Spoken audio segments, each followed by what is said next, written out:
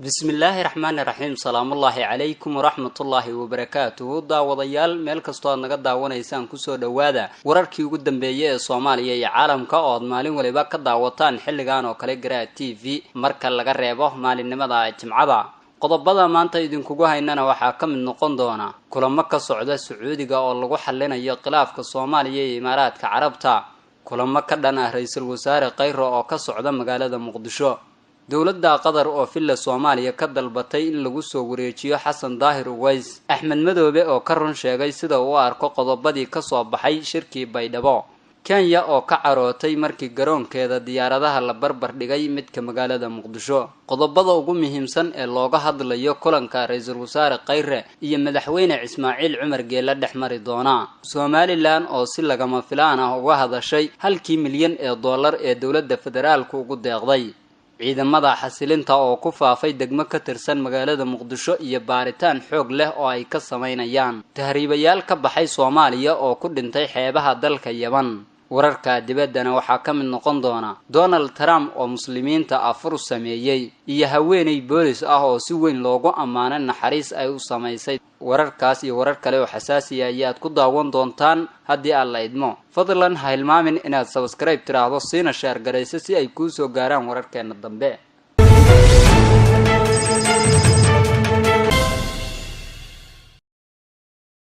markale daawadayaal ku soo dhawaada wararkii ugu dambeeyay ee Soomaaliya iyo caalamka oo fidsan aynu ku bilownay kulamo ka socda Sacuudi Carabiya ayaa lagu xalinayaa khilaafka Soomaaliya iyo Imaaraadka dawladda Sacuudi Carabiya ayaa qaadatay tallaabooyinkii ugu horeeyay oo lagu raadinayo xalka khilaafka dawladda Soomaaliya iyo Imaaraadka Carabta dadaalada lagu baadigoobayo xalka khilaafka labada dal ayaa waxa horboodaya dawladda Sacuudi Carabiya oo siyaasad ahaan ay isu agdhow yihiin dawladda Imaaraadka Carabta shirar gaar ah oo lagu doonayo in albaabada loogu furo xalinta khilaafka ayaa ka furmay magaalada Jidda kaas oo ay ka qayb galayaan mas'uuliyiin ka socda dalalka ku kacay xalinta khilaafka shirka ayaa lagu doonayaa in lagu dejiyo qorshooyin looga gudbayo khilaafka oo u muuqanaya mid sii kordhaya xal u raadinta khilaafka ayaa waxa ku soo biiray dawlado dhowr ah oo aan horay uga mid ahayn waxaana ka mid ah dawladda Sacuudi Carabiya Kuwait Mauritania Masar Ethiopia Kenya Djibouti iyo dawladda Turkiga dawladahani waxa garbin doona dawlado kale oo dusha kala socon doona shirarka lagu xalinayo khilaafka labada dal tallaabada ugu horeysa oo ay qaadi doonaan dawladahan ayaa ah inay u kala dab qaadaan madaxda dawladda Soomaaliya iyo Imaaraadka Carabta oo iminka ay soo fariisiyaan si kastaba ha ahaatee wada hadallada labada dal ayaa waxa hogaamin doona dawladda Sacuudi Carabiya oo maslaxad u aragta wada hadallada labada dal kulamo ka dhan ah ra'iisul wasaare Khayre ayaa ka socda magaalada Muqdisho ee caasimadda Soomaaliya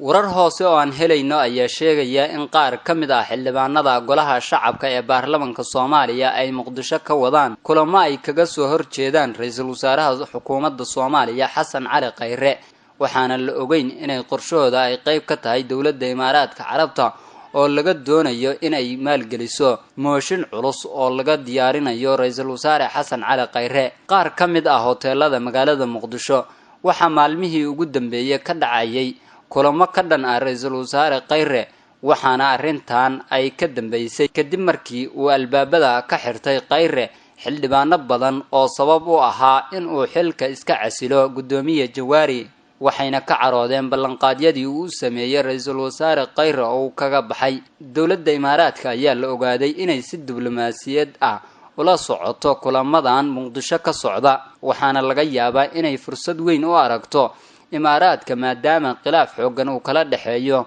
madaxda dawladda Soomaaliya ra'iisul wasaare Khayre ayaa ku qasbanaaday inuu xiriirka u jaro xildhibaanada kadib ballanqaadyo uu sameeyay uu ku guul daraystay inuu fuliyo waxaana arintaasi ay keentay inay ugu hanjabaan inay mooshin xilka kaga qaadi doonaan hagaag markaana Qatar dawladda Qatar ayaa filla Soomaaliya ka dalbatay in lagu soo wareejiyo Xasan Daahir Uways xog hoose oo aan helayno ayaa sheegaysa in dawladda Qatar ay dalbatay in lagu soo wareejiyo Sheekh Xasan Daahir Uways oo ka mid ahaa saraakiishii ururka Al-Shabaab balse markii dambe ka soo baxay xabsi gurina ay ka dhigtay dawladda Soomaaliya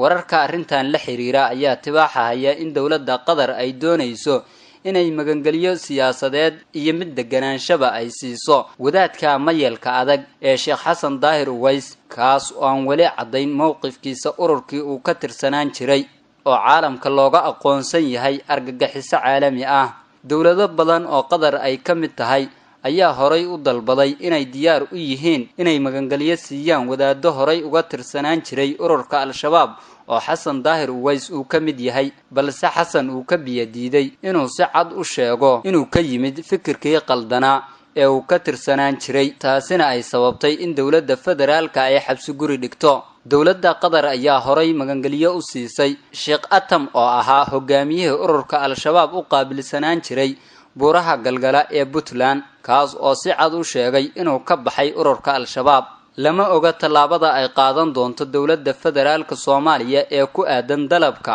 inkastoo dowladdu ay u janjeerto ama ay u dabacsan tahay amarada kaga yimaada dowladda Qatar maadaama xiriir dhow uu kala dhaxeeyo madaxtooyada Soomaaliya markaana Jubbaland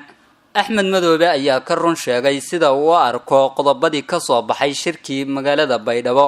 madaxweynaha dowlad goboleedka Soomaaliyeed ee Jubbaland Axmed Islaam Axmed Madoobe ayaa ka hadlay qodobadii ka soo baxay shirkii golaha amniga qaranka ay ku yeesheen magaalada Baydhabo Axmed Madoobe ayaa sheegay in ay muhiim tahay in la dhaqan galiyo qodobadii ka soo baxay shirka loona baahan yahay in dhammaan madaxda dowladda iyo kuwa maamul goboleedyada ay ka shaqeeyeen dhaqangelintiisa waxa uu sidoo kale sheegay in la xoojiyo qodobada amniga iyo siyaasadda oo uu ku sheegay in ay ahaayeen qodobadii ugu muhiimsanaa ee shirka ka soo baxay Axmed Madoobe ayaa ku baaqay in laga wada shaqeeyo sidii loo heli lahaa xasilooni siyaasadeed iyo midnimada ummadda Soomaaliyeed madaxweynaha dowlad goboleedka Soomaaliyeed ee Jubbaland Axmed Madoobe ayaa hadalkan ka sheegay kadib markii uu maanta dib ugu laabtay magaalada Kismaayo isagoo ka soo laabtay magaalada Baydhabo oo lagu soo gabagabeeyay shirkii golaha amniga qaranka markaana aan Kenya aadno dowladda Kenya ayaa ka carootay markii garoonkeeda diyaaradaha la barbar dhigay midka magaalada Muqdisho ee caasimadda Soomaaliya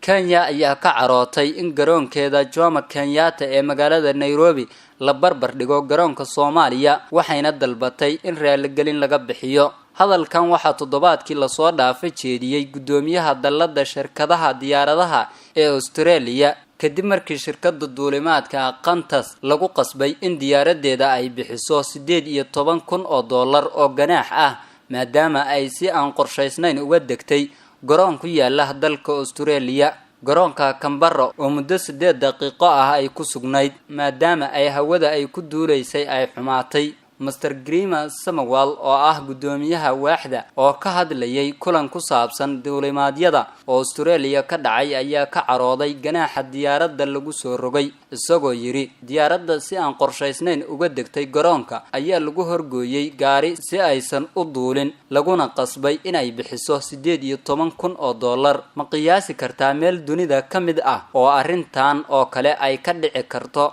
malaha marka laga reebo Soomaaliya iyo Nairobi ayuu yiri Zamawal ayaa intaasi ku daray in arrinta lagu matali karo dhaqanka burcadbadeeda Soomaalida oo kali ah safiirka u fadhiya dalka Australia ayaa warqad cabasho ah u qoray wasaaradda arrimaha dibadda ee Australia waxa uu carag ka muujiyay arrinta wuxuu sheegay inay nasiib darro tahay in garoonkooda sida weyn loo qadariyo ee Jomo Kenyatta aan lagu matali karin dhaqanka burcadbadeeda wuxuuna yiri in Kenya ay kumanaan ciidan ah u dirtay Soomaaliya si ay gacan uga geystaan soo celinta nabadda dal ay dunida inteeda badan xaaladiisa iska indha tirtay hagaag wali waxa la socotaan wararkii ugu dambeeyay ee Soomaaliya iyo caalamka oo aad ka daawanaysaan Garaa TV qodobada ugu muhiimsan ee looga hadlayo kulanka ra'iisul wasaare Khayre iyo madaxweyne Ismaaciil Cumar Geela dhexmari doona ra'iisul wasaaraha xukuumadda federaalka ah ee Soomaaliya Xasan Cali Khayre iyo wafd ballaaran oo hogaaminayo ayaa xalay gaaray magaalada Djibouti ee Djibouti waxaana garoonka diyaaradaha ee dalkaasi ku soo dhaweeyay ra'iisul wasaaraha Djibouti iyo qaar kamid ah mas'uuliyiinta dalkaasi ra'iisul wasaaraha Soomaaliya oo ay la socdeen wafdi ay ka mid yihiin wasiirka arrimaha dibadda Axmed Ciise Cawad, wasiirka boostada iyo isgaarsiinta Injineer Cabdi Canshuur Xasan, wasiiru dowlaha gaashaandhigga Maxamed Cali Xagaa iyo mas'uuliyiin kale oo ka tirsan dowladda ayaa qorshaha waxa uu ahaa in booqasho 2 cisho ah ay ku joogaan magaalada Djibouti. Ra'iisul Wasaare Khayre ayaa kulan la qaadan doona madaxweynaha dalka Djibouti Ismaaciil Cumar Geelle, waxayna ka wada hadli doonaan sidii loo horumarin lahaa xiriirka wada shaqeyneed ee labada dal iyo habka ugu wanaagsan ee loo dardargelin karo hawlaha horumarineed ee ay dowladda Djibouti ka wado gudaha Soomaaliya. Ra'iisul Wasaaraha Soomaaliya ayaa caawa booqasho ku yimid dalka Djibouti, wuxuuna ka jawaabayay martiqaad hadda ka hor uu Ra'iisul Wasaaraha dalka Djibouti u soo diray. sidoo kale wuxuu la kulmi doonaa Ra'iisul Wasaaraha dalkan iyo madaxweynaha Djibouti. waxay ka wada hadli doonaan sidii loo xoojin lahaa xiriirka labada dal ka dhaxeeya, ayuu yiri wasiirka arrimaha dibadda Soomaaliya. hagaag markaana Somaliland, maamulka Somaliland ayaa si lama filaan ah uga hadlay halkii milyan ee dollar ee dawladda federaalka Soomaaliya ay ugu deeqday maamulka Somaliland. maamulka Somaliland ayaa war ka soo saaray lacag 1 milyan oo dollar oo dhawaan ay dawladda Soomaaliya ugu deeqday maamulka Somaliland si wax looga qabto saameynta uu reebay roobabkii duufaanada watay ee ku dhiftay deegaano iyo degmooyin ka tirsan gobolada maamulka Somaliland. wasiirka arrimaha dibadda maamulka Somaliland Sacad Cali Shire oo la hadlay warbaahinta ayaa ka warbixiyay lacagta dhawaan ay dawladda Soomaaliya u ballan qaaday Somaliland si wax looga qabto roobabka dabaylaha duufaanada watay oo dad iyo dunyaba saameyn ku yeeshay, kuwaas oo ka da'ay deegaanada Somaliland. Dr. Sacad Cali Shire ayaa sheegay inay soo dhaweynayaan cid waliba oo garab ka siinaysa samata bixinta ama gargaarka dadka dhibaatada ay ka soo gaartay roobabka duufaanada watay ee ku dhiftay goobahaasi. markaana Muqdisho, ciidamada xasilinta ayaa ku faafay degmo ka tirsan magaalada Muqdisho iyo baaritaan xoogan oo ay ka sameynayaan ciidamada ammaanka dawladda federaalka, gaar ahaan kuwa xasilinta ayaa waxa ay xalay howlgalla amniga lagu xaqiijinayo ka sameeyeen xaafado ka mid ah degmada Hiliwaa ee gobolka Banaadir. ciidamada ayaa inta ay howlgallada wadeen waxa ay baaritaano ku sameeyeen guryaha qaar ee looga shakiyay in ay ku jiraan kooxaha amni darrada ka geysta magaalada Muqdisho, waxaana jirin cid lagu soo qabtay inta uu howlgalkaasi socday. inta uu howlgalku socday ayaa waxa ciidankaasi kormeer ugu tagay gudoomiyaha degmada Hiliwaa Cabdikariin Cumar Cabdulle iyo gudoomiye ku-xigeenka dhinaca amniga iyo siyaasadda Maxamed Cabdullaahi Maxamed Tuulax. gudoomiye Tuulax ayaa intii uu kormeerka ku jiray wuxuu booqday xaafadaha Barwaaqo, Waxar Cadeeye iyo waaxda Bandar Wadaag, waxaana mas'uuliyiinta kormeerka intay ku jireen ay la kulmeen dhalinyaro ku caweynaysay xaafadahaasi. gudoomiyaha degmada Hiliwaa Cabdixakiin Cumar Cabdulle ayaa sheegay in ilaa shacabka degmada Hiliwaa ay ka helayaan nabadgelyo ku filan ay har yahameynba u shaqayn doonaan. gudoomiye ku-xigeenka dhinaca amniga iyo siyaasadda gobolka Banaadir Maxamed Cabdullaahi Tuulax ayaa dhankiisa maamulka degmada, laamaha amniga iyo shacabka degmada ku amaanay siday isaga kaashanayaan ammaanka deegaankooda. markaana Yemen, tahriibayaal ka baxay Soomaaliya ayaa ku dhintay xeebaha dalka Yemen. ugu yaraan 46 qof oo tahriibayaal ah oo Soomaaliya ka dhoofay kuna socday dalka Yemen ayaa dooni ay saarnaayeen waxay kula degtay xeebaha Yemen sida ay sheegeen qaramada madoobay. waxaa sidoo kale la badbaadiyay 16 qof kadib markii doontii ay gadoontay, sidaas waxaa sheegtay hay'adda socdaalka dunida. dadka mashaqadan ka badbaaday ayaa sheegay in doonta ay saarnaayeen 100 qof oo ay ka soo qaaday dekedda magaalada Boosaaso. dadkan ayaa la sheegay inay shaqooyin u doonayeen dalka Yemen iyo wadamada kale ee qaliijka. tahriibayaashan ayaa la sheegay inay dhammaantood ahaayeen hay'adda IOM ee socdaalka dunida ayaa ku waramaysa inay doontan degtay maalintii Arbacada. dadka ku dhamaadayna dumar gaarayay 9 qof, ragguna waxay gaarayeen 37 iyo caruur. dad ka mid ahaa kuwa doonta saarnaa ayaa watay jaakadaha badda looga badbaado, sidaasna waxaa sheegay mid ka mid ah dadka badbaaday. markaana wararka dibadda, Donald Trump ayaa muslimiinta u sameeyay afur. madaxweynaha dalka Mareykanka Donald Trump ayaa habeenkii xalay ahaa aqalka cad afur ugu sameeyay diblomaasiyiin ka socday qaar ka mid ah safaaradaha dalalka Islaamka. danjirayaal konton kor u dhaafayay ayaa afurka ka qayb ahaa.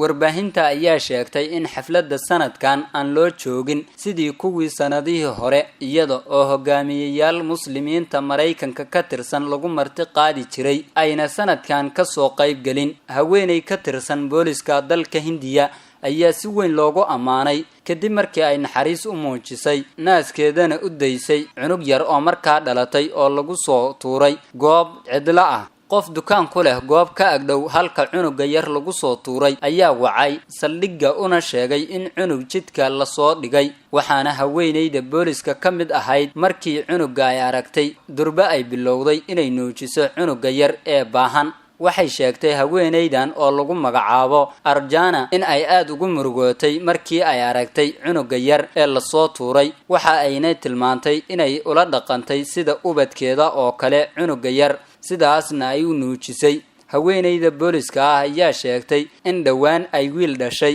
sidaasna ay ugu suurto gashay inay nuujiso cunuga yar ee la soo tuuray ee ay nuujisay. waxa ayna tilmaantay in ay dareemaysay xanuunka laga maro ilmaha yar marka la dhalo. cunuga yar ee la soo tuuray ayaa loogu magac daray cunuga dawladda, waxaana la geeyay xarunta lagu xanaaneeyo carruurta aan waalidiinta haysan, waxayna boolisku baadi goobayaan hooyadii dhashay cunuga ee bannaanka u soo tuurtay. guud ahaan intaas ayaan kusoo afmeerayaa wararkii ugu dambeeyay ee Soomaaliya iyo caalamka oo aad ka daawanaysaan Garaa TV. fadlan ha hilmaaminina inaad subscribe tiraahdaan siina share garaysaan si ay idin soo gaaraan wararkeena dambe.